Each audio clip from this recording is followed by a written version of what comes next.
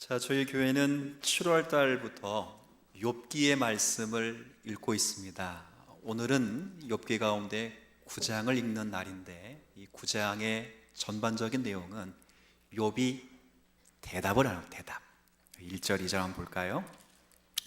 대답이 이렇습니다. 욥이 대답하여 이르되 진실로 내가 이 일이 그런 줄을 알거니와. 이 말은 그래, 너의 말이 사실이라는 것 내가 잘 알고 있다.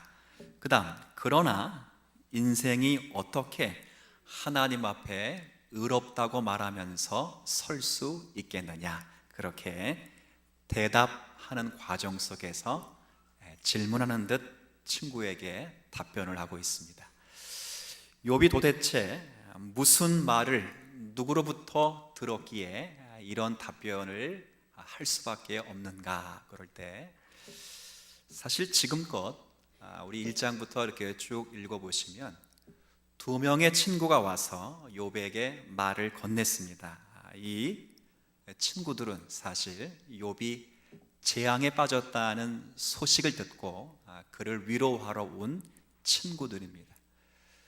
그 친구들이 딱 욥을 위로하러 와서 딱 보니까 욥이 당한 고난이 자신이 들었던 그것보다 훨씬 심하다는 걸 깨닫고 사실은 위로의 말을 못하죠. 함께 옷을 찢고 눈물을 흘리며 일주일 동안 욥과 함께 그냥 머물렀습니다. 일주일이 흘렀는데 이제 욥이라고 하는 이제 오늘 사람이 너무 힘들어서 하나님께 원망을 한 것입니다. 자기 생일을 저주하고 차라리 태어나지 않았으면 훨씬 좋았을 것을 하고 자신을 태어나게 하신 하나님을 향하여 원망하니까 그 세 명의 친구들이지 이제 욥을 향하여서 한마디씩 하고 있는 그런 터입니다. 그 세 명의 친구 가운데 가장 먼저 말을 한 사람이 바로 엘리바스라고 하는 사람입니다. 이 엘리바스가 뭐라 말하냐면, 친구 욥 보게 하나님은 이 세상을 도덕적으로 완벽하게 통치하고 계신다네. 이렇게 이야기를 한 것입니다. 맞죠? 하나님은 이 세상을 도덕적으로 완벽하게 통치하고 계시는 것이 맞습니다. 그렇죠? 하나님은 선하시고 공의로우시기 때문에 선을 행한 자에게는 상을 베푸시고 악을 행한 자는 벌을 베푸시는 것이 하나님의 보편적인 섭리의 방식입니다. 그런데 이 말을 잘 생각해 보면 이게 이제 무슨 이야기냐면, 하나님은 도덕적으로 세상을 완벽하게 통치하는데 너가 재앙을 받은 것을 보니까 너가 하나님 앞에서 도덕적으로 범죄한 것이 분명하네. 이렇게 오히려 욥을 실문하게 된 질문입니다. 그러니까 욥이 듣고 나서 얼마나 기가 막히겠습니까? 우리가 1장을 읽어봐도 욥이 받고 있는 재앙 같은 고난이 욥이 죄 때문에 받는 것이라고는 생각하지를 우리도 않습니다. 사실 맞고요, 죄 때문에 받는 것이 아닙니다. 욥도 답답합니다. 그러니 엘리바스에게 이렇게 답변했습니다. 나는 무고하다. 네가 지적하는 것처럼 내가 모두 하나님 앞에 죄를 지어서 벌을 받고 있는 중이 아니다. 이렇게 답변을 한 것입니다. 이제 엘리바스와 욥이 이렇게 대화를 나눈 것을 옆에서 또 욥의 친구인 빌닷이라는 사람이 이렇게 듣고 바통을 이어받아 이제 욥에게 7장에서 이렇게 충고했습니다. 욥, 자네가 끝까지 엘리바스의 말에 나는 아니라, 나는 무고하다, 이렇게 자신을 주장하는데 잘 생각해 보게. 너도 깨닫지 못하는, 미처 발견하지 못한 죄가 분명히 있을 거네. 한 실례로 아마 너의 자녀들이 범죄했기 때문에 하나님은 너에게 재앙을 내린 것이 분명하네. 이렇게 이야기를 한 것입니다. 그러니까 그런 말은 사실은 성도로서 하면은 안 되죠. 그래서 뭐라 이 빌닷이 말하냐면, 우리가 하는 말, 엘리바스나 나나, 조금 있으면 소발이라는 친구가 한 번 더 이야기할 텐데, 나나 우리가 하는 말은 그냥 내가 즉흥적으로 하는 말이 아니라 하나님께서 오랜 역사 속에서 경험과 또 시간 속에서 허락하신 지혜를 따라 말한 것이니 우리의 말에 즉각적인 반응을 보이지 말고 우리의 말을 주의 깊게 잘 새겨드리면 피가 되고 살이 될 것이다, 이렇게 이야기를 한 것입니다. 지금 우리가 여기까지 읽어보면 사실 여러분의 성경을 잘 읽어보면 엘리바스의 충고나 빌닷의 충고가 나쁘지 않다는 것을 알고 있습니다. 엘리바스의 말이나 빌닷의 말이 옳고 진리를 대변하고 있다는 것은 알고 있습니다. 그렇죠. 엘리바스의 말도 하나님은 선하시고 공의로우시다, 그러니 선을 행한 자에게는 상을 주시고 악을 행한 자는 뭘 베푸신다고요? 그렇죠, 벌을 베푸신다. 맞죠. 빌닷의 말도 맞습니다. 빌닷의 말도 하나님은 한 사람에게 진리를 다 주지 않는다네. 그렇죠. 하나님은 한 사람에게 진리를 다 주지 않습니다. 하나님이 한 사람에게 진리를 다 주면 그 사람은 교만하거든요. 한 교단에게도 진리를 다 주지 않습니다. 한 교회에도 진리를 다 주지 않습니다. 진리는 역사 속에서, 시간 속에서 확증되는 부분이 있습니다. 맞지요? 그래서 우리가 교리를 배우고 역사와 전통을 중시 여기는 것이 기독교의 역사 속에서 진리를 중요시 여기기 때문에 그렇습니다. 맞습니다. 빌닷의 충고도 맞습니다. 그렇죠. 근데 문제는 그 말은 맞는데 친구들이 권면하는 내용과 친구들이 충고하는 그 답이 욥에게는 답이 되지 않는 것 때문에 욥이 사실은 힘들어하는 것입니다. 욥도 사실 제가 아주 좀 저속한 표현을 쓰면 미치고 환장할 노릇입니다. 그렇죠. 엘리바스와 빌닷의 충고가 틀린 말은 아닙니다. 하나님은 선하시죠. 공의롭죠. 선한 자에게 상 주시고 악한 자에게 벌 주시는 분 맞지요. 그런데 그게 욥에게는 뭐가 안 된다고요? 답이 되질 않습니다. 신기하죠? 빌닷의 말도 맞습니다. 한 사람에게 욥, 너에게 진리를 다 주지 않는다. 그럼 사람이 교만해지거든요. 진리는 역사 속에서 언제나 확증되어지고 점진적으로 주어집니다. 그러니 내가 한 말은 내 말이 아니라 역사 속에서 신앙의 선배들이 해온 말이니 내 말에 귀를 기울여, 그 말도 맞죠. 근데 이 말들이 누구에게는 답이 되지 않아요? 욥에게는 답이 되지 않습니다. 그래서 9장이 바로 그 이야기입니다. 욥이 하나님께 친구들에게 이렇게 말합니다. 내가 너희들의 말대로 하면 내가 의인이 되어야 된다고 말하는데 내가 어떻게 하나님 앞에서 의인이 될 수 있느냐, 그죠? 사람이 정말 어떻게 하나님 앞에서 의롭다고 내세울 사람이 어디 있겠습니까? 욥이 지금 그렇게 이야기를 하는 거예요. 3절에는 내가 의인이 되어서 하나님께 한 말씀을 하려고 해도 하나님의 첫 마디 말에 나는 한마디도 할 수 없는 사람이다. 이 말은 뭐냐면 하나님의 의인은 인간이 가지고 있는 것으로 충족시킬 수가 결코 없다는 것을 항변하는 것입니다. 4절의 말씀은 그분은 지혜로우시고 그분은 공의로우시고 모르는 것이 없기 때문에 내가 하나님 앞에 좀 나아가려고 치면 혹 내 안에 숨겨진 죄목까지도 정확하게 발견해내실 수 있는 전능자이기 때문에 나는 내 실력으로는 하나님 앞에 못 사네. 그래서 결국 우리가 읽진 않았지만 21절 말씀 한번 여러분이 한번 읽어주세요. 21절 시작. 나는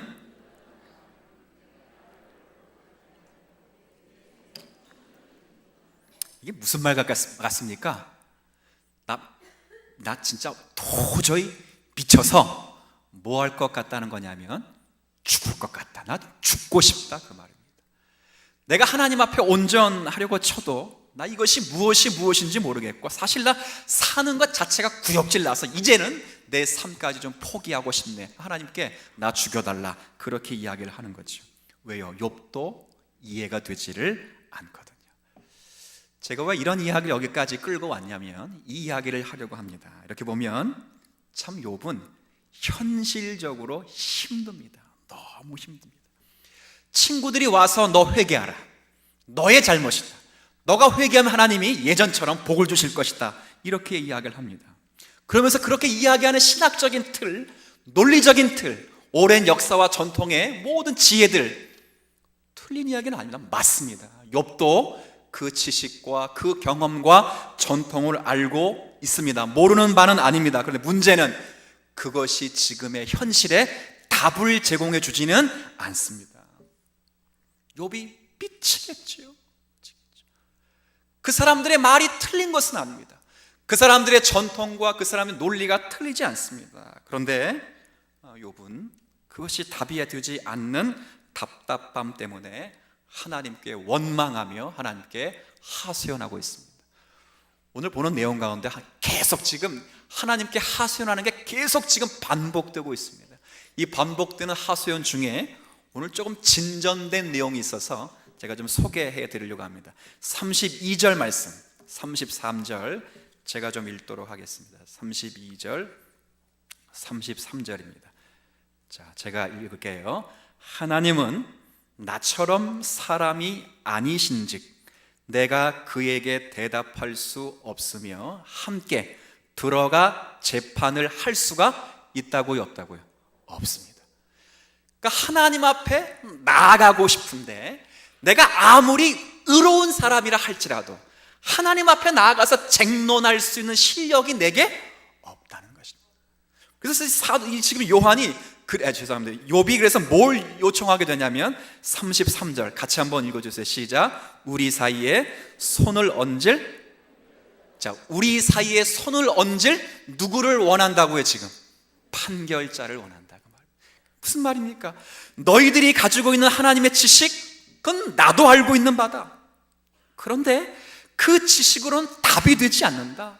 나 지금 그래서 너무 답답해서 미치고 환장할 노릇인데 하나님 앞에 나아가서 하나님이 어떤 깊고 오묘하신 뜻이 있는 줄 물어보고 싶다. 근데 문제는 내 실력으로 나갈 수 없으니 누군가가 의로우신 하나님 앞에 좀 나를 데려가 주었으면 좋겠다, 그렇게 말해요.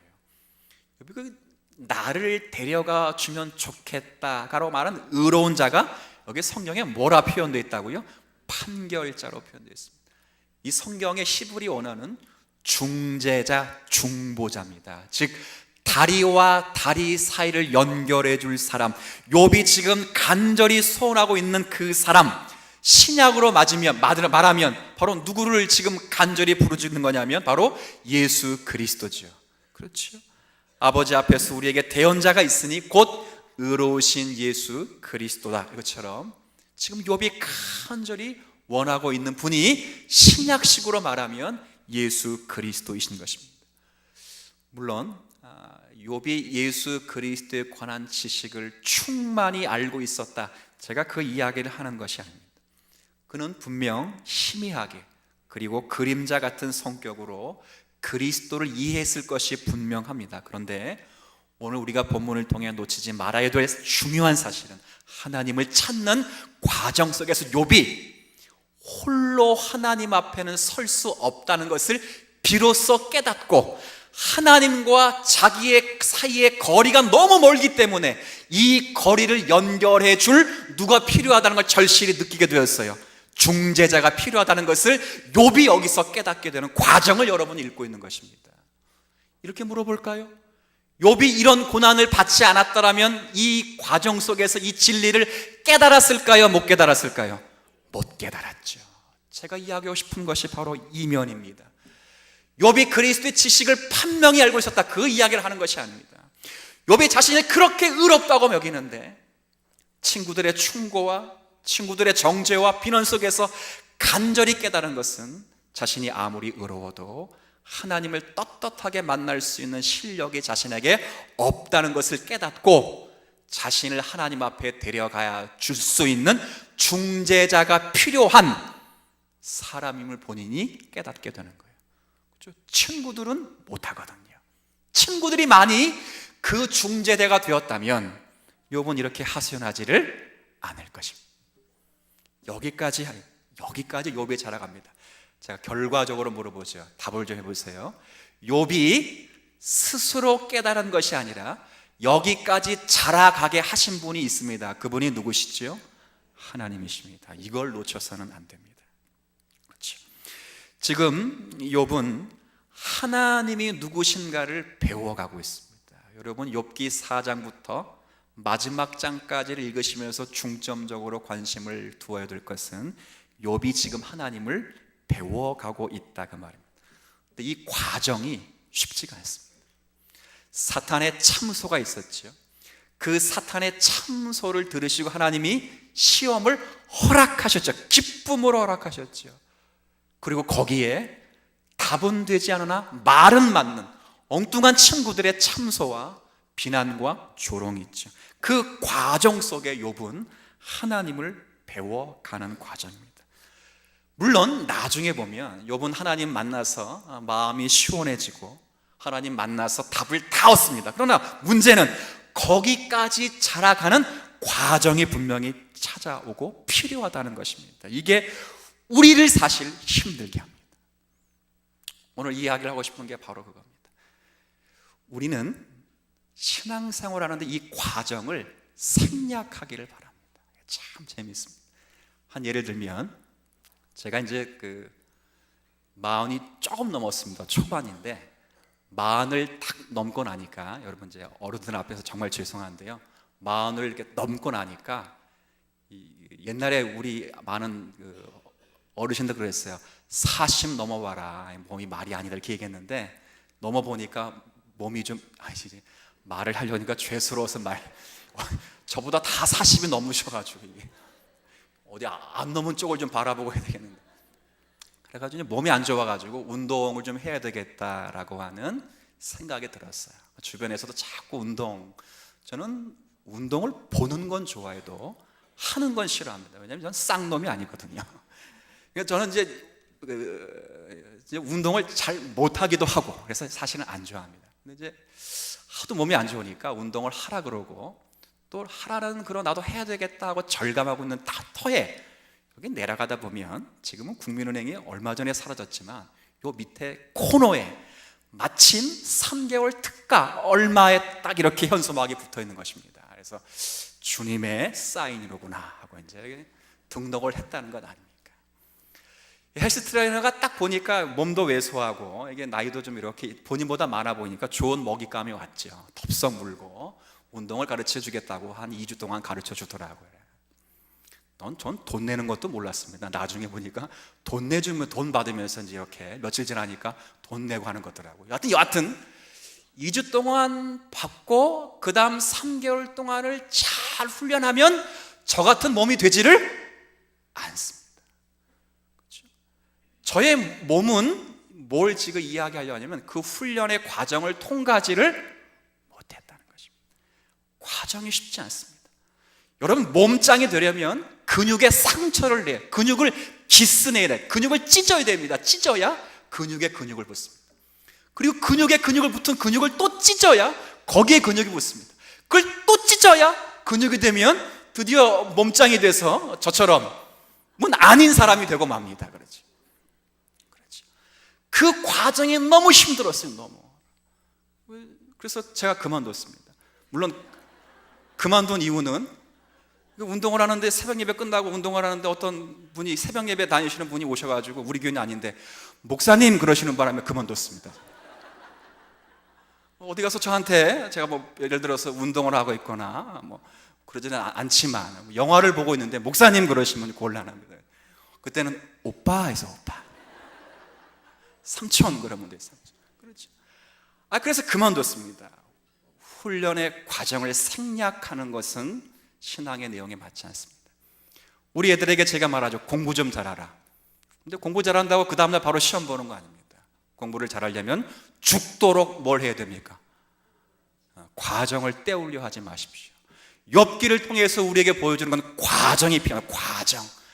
하나님께서 선택받은 백성들을 키워 가시고 그 나라의 예수 그리스도와 같은 영광을 허락해 주시기 위하여 그 그리스도처럼 만들기 위하여 여러분을 과정을 통하여 성숙한 신앙으로 키워내시기를 기뻐하셨다 그 말입니다. 누굴 통해 보여주셨어요? 작정하시고 욥을 통하여 보여주셨다 말이죠. 근데 문제는 이 과정을 우리가 생략하려고 합니다.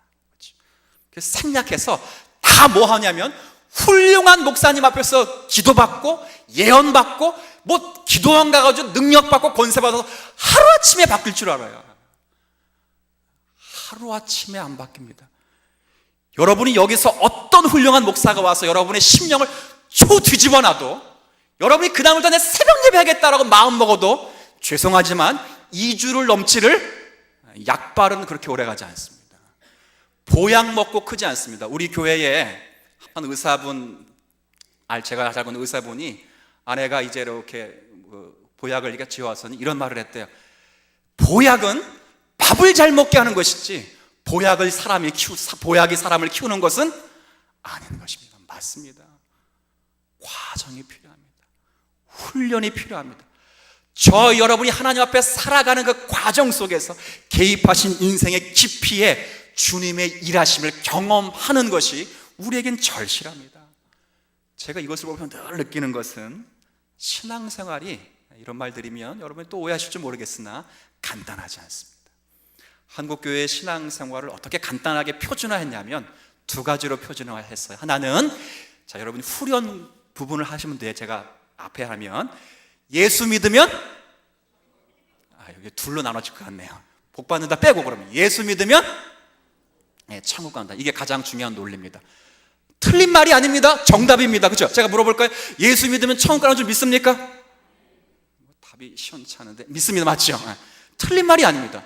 두 번째 단순한 논리를 뭐라 했냐면, 자, 선을 베푼 자에겐 선을 행한 자 하나님이 상을 주시고, 말이 안 나오네. 악을 행한 자에게 하나님 뭘 주신다? 다 맞습니다. 근데 신앙생활이 두 논리로 딱딱 떨어지진 않습니다. 제가 설명해 볼까요? 예수 믿으면 천국 간다라고 하는 딱 하나의 논리가 성립되려면, 죄송합니다만 저와 여러분이 예수 믿을 때 다 어디 갔어야 돼? 사실은 다 천국 갔어야 됩니다. 왜요? 천국이 여기보다 훨씬 좋거든요. 근데 왜 여기 살아 계십니까? 개똥밭에 굴러도 어디가 좋기 때문에, 이생이 좋기 때문에 아닙니다. 과정이 필요하기 때문에 그렇습니다. 선을 행한 자에게 하나님이 상을 주시고 악을 행한 자 하나님이 벌을 주신다는 논리가 딱 간단한 논리로 성립되는 것이 신앙이라면, 우리 교회 가운데 애매하게 고난받는 성도들이 없어야 합니다. 그리고 조금의 가정에 문제가 있으면 벌 받고 있구나라고 생각하면 됩니다. 그렇지 않습니다. 제가 보기에도 성도의 신앙을 키워가기 위하여 연단 중에 계신 성도들이 많습니다. 그분이 그런 연단과 고난을 받는다면 저는 그 전에 더 많은 연단과 고난을 받아야 될 사람입니다. 왜요? 그분이 저보다 훨씬 기도생활 잘하거든요. 저보다 훨씬 충성하거든요. 저보다 훨씬 신앙의 연역과 경륜이 깊거든요. 신앙생활은 간단하지 않습니다. 욥기가 이것을 보여주는 것입니다. 욥은 그냥 두면 잘 먹고 잘 살다가 입술과 마음으로 하나님께 범죄하지 않고 그냥 그렇게 하나님의 나라에 갈 사람이었습니다. 그런데 하나님은 그를 그냥 놔두지를 않습니다. 왜요? 하나님이 어떤 분이신지를 알아야 하기 때문에, 그 하나님을 체득해야 되기 때문에, 그 하나님으로 체화될 사람이기 때문에 하나님은 그냥 그를 가만히 인간의 작은 이해의 틀 안에 하나님을 생각하도록 놔두질 않습니다. 만나 보시기를 원하셨습니다. 잘하면 복 주고 못하면, 못 살면 벌 주시는 하나님보다 훨씬 큰 하나님, 나를 위하여 행하시는 그 하나님이 상선벌악, 권선징악의 하나님이 아니라 그것보다 훨씬 우주와 역사를 담아내실 수도 있는 하나님이라는 사실을 깨닫게 하시길 위하여 욥에게 훈련의 과정을 허락하신 것입니다. 그래서요, 잘 살고 있는 욥을 흔드시죠. 먹구름이 욥의 인생에 찾아오고 거친 폭풍을 욥에게 허락하십니다. 왜 그렇습니까? 욥의 주장들처럼 욥이 잘못 때문에 그런 것이 아닙니다. 하나님이 욥을 더 큰 사람으로 이끌어 가시기 때문에 그렇습니다. 똑같습니다. 하나님은 저와 여러분 같은 하나님의 백성들이 단지 이 세상에서 잘 먹고 잘 사는 것만으로 전부가 되는 하나님에 대한 신앙을 갖기를 원치 않습니다. 하나님은 하나님의 백성들이 그 이상의 것을 깨닫고 누리시기를 간절히 원하십니다. 욥도 아마 고난당하기 전에는 어쩌면 욥의 친구들과 같은 신앙의 성격이었습니다. 자신이 알고 있는 경험과 지혜가 하나님이 맞다, 자기가 상정해 놓은 하나님이 전부인 줄 알았습니다. 그러나 고난을 받으면서 자신이 상정해 놓은 하나님이 전부의 하나님이 아니고 더 큰 하나님이라는 사실을 깨닫게 되었습니다. 물론 세상의 사람들의 시각으로 보면 재앙은 분명 징계와 저주 같은 성격이 있다고 말할 수 있죠. 세상 사람들의 시각입니다. 그러나 하나님의 시각으로 볼 때는 하나님의 백성들이 경험하는 이해할 수 없는 연단과 고난은 하나님께서 자기 백성에게 베푼 은혜와 사랑의 한 손길이 되기도 때문에 그렇습니다. 나중에 욥기를 계속 죄송합니다만 지루하게 반복해서 읽어가실 것입니다.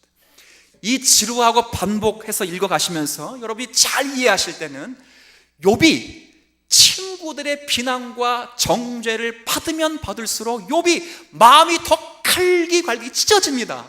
근데 놀라운 것은 그 친구들의 정죄와 비난 속에 마음이 점점 갈기갈기 찢어져도 욥의 시선은 한결같이 점점 누구를 바라보겠습니까? 하나님을 바라보게 됩니다. 신비입니다. 신비. 변해가는 것입니다. 욥은 더욱 하나님을 찾죠.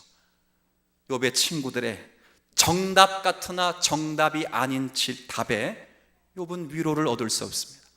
그렇다고 해서 스스로 정답을 찾을 수도 없습니다. 모든 것 위에 계신 하나님, 자신을 납득시키시고 이해시키실 수 있는 우주의 주인 되시는 그 하나님을 더욱 깊이 찾아가는 과정으로 욥이 있습니다. 그때까지요, 우리가 성경 쭉 읽으면 착각하는 것 가운데 하나가 하나님이 침묵하시는 것 같다 라는 생각이 들 수도 있습니다. 하나님이 침묵하시지 않습니다. 여전히 고난받는 욥을 도우시는데, 어떻게 도우시냐면 욥에게 고난을 제거하는 방식으로 돕지 않고 욥이 그 고난을 잘 이겨 통과하실 수 있도록 하나님이 욥을 도우시는 것입니다. 여러분, 노래 복음성 가운데 이런 노래 있죠. 나의 등 뒤에서 나를 도우시는 주. 여러분만 한번 해보십시오. 자꾸 이제 저보고 하면 제가 안 되니까 여러분이 시작.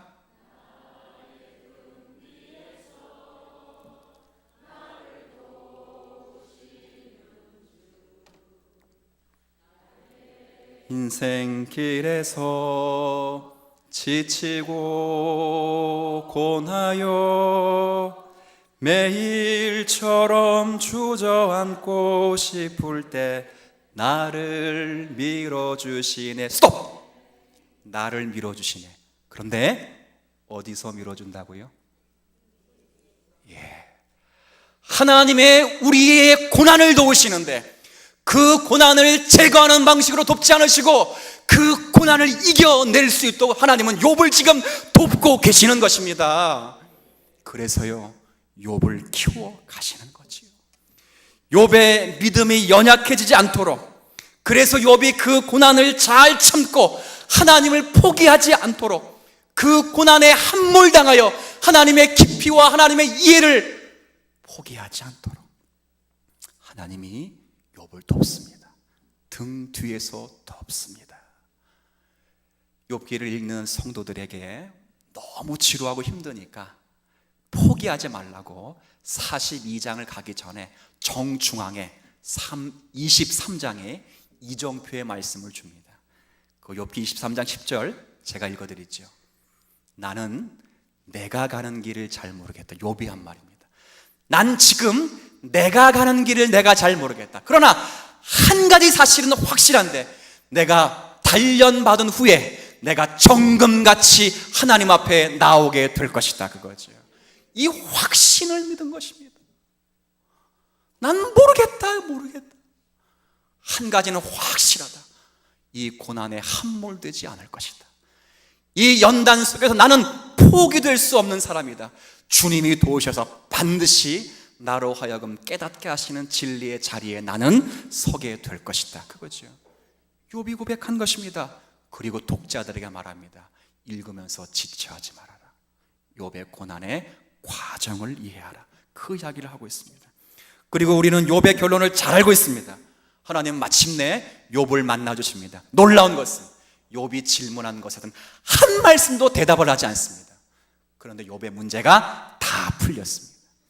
다 풀렸습니다.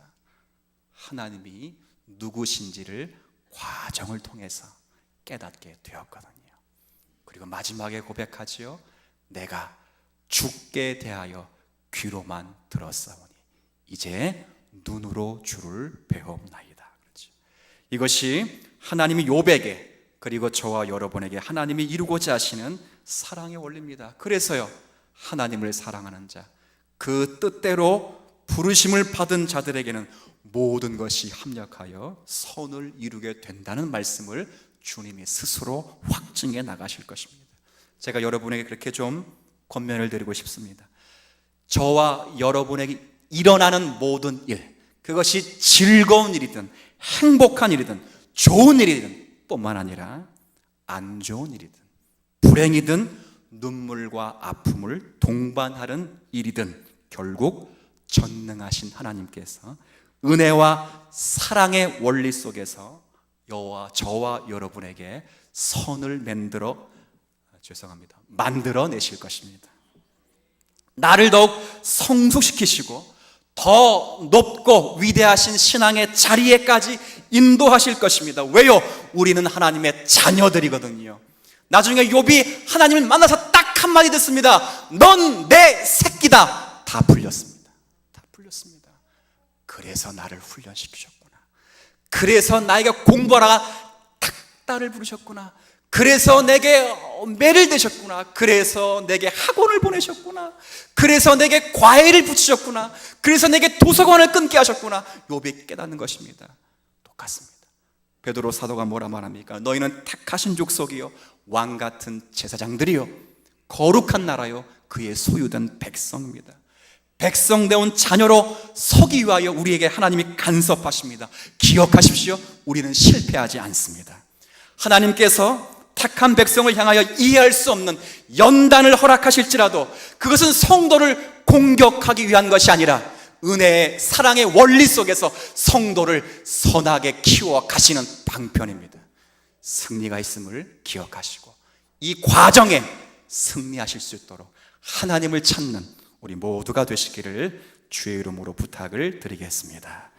하나님 아버지, 하나님께서 택한 백성을 향하여 이해할 수 없는 또 이해되지도 않는 연단을 주실지라도 그것은 패배를 위한 공격이 아니라 하나님의 자기 백성을 향하신 선하심과 은혜의 독특한 표출임을 기억하게 하여 주옵시고 욥이 훈련받는 과정을 생략하기라는 그런 어리석은 누를 범하지 않게 하여 주옵시고 우리가 이 땅에 천국의 백성답게 소유된 백성답게 거룩한 나라답게 왕같은 제사장들답게 훈련하는 과정인 줄 알고 교만하거나 자만하거나 아니면 낙심하거나 절망하지 않게 하셔서 주님이 우리를 향하신 뜻을 이해하고 그 과정에 승리자로 설 것을 기대하며 주님 붙잡는 판결자를 붙잡는 우리의 중보자를 의지하는 성도들로 저희를 세워 주옵소서. 예수님의 이름으로 기도 올리옵나이다.